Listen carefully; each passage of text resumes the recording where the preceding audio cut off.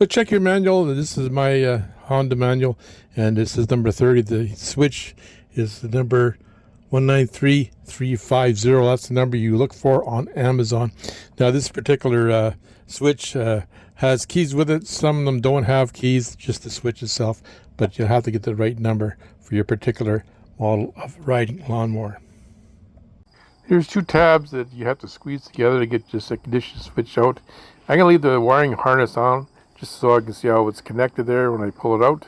I had a hard time and struggled with this to get it out. It took a long time for me to get it out of the housing here. I finally was able to squeeze the tabs enough to get the switch out. Now we're going to change the switch out here. I'm pushing it out here now.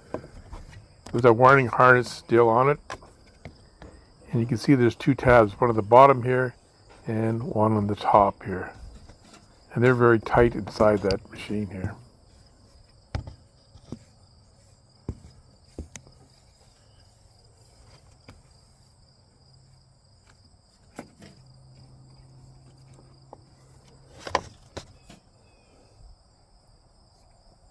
So I marked the switch and the harness here to make sure that I had the right pin alignment here. Apparently there's 7 pins with this, and I wasn't sure if the new switch would work. So taking it apart here, you just take the harness apart. Taking it apart on the outside is a lot easier. I had room to work with the harness here to get it outside. Some people pull it off inside the tractor, and I don't know how you line it up without seeing how the pin configuration goes here. So this is the old switch here. We're going to replace it with the new switch here. Now, a little bit of dirt hidden here, as well as the wiring harness. Got a bit of, use some compressed air, canned air here to clean it off the original switch, and then the harness part of it.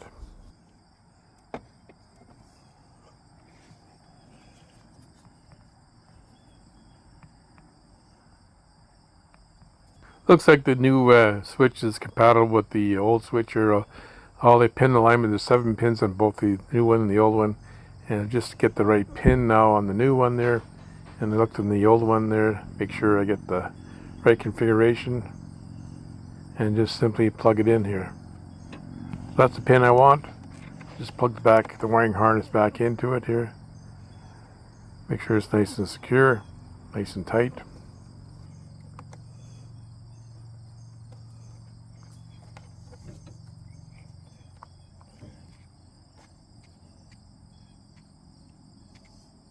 So just push the switch, it snaps in place here, makes a nice tight fit.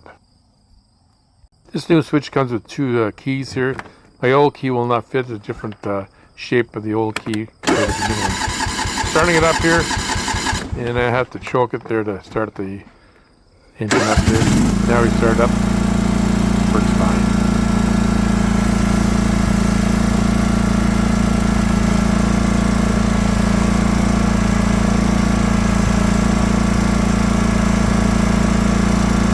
The new switch is installed now, it's working fine here. We'll just turn the tractor off here, and it moves freely between all the different positions here. We'll shut it off.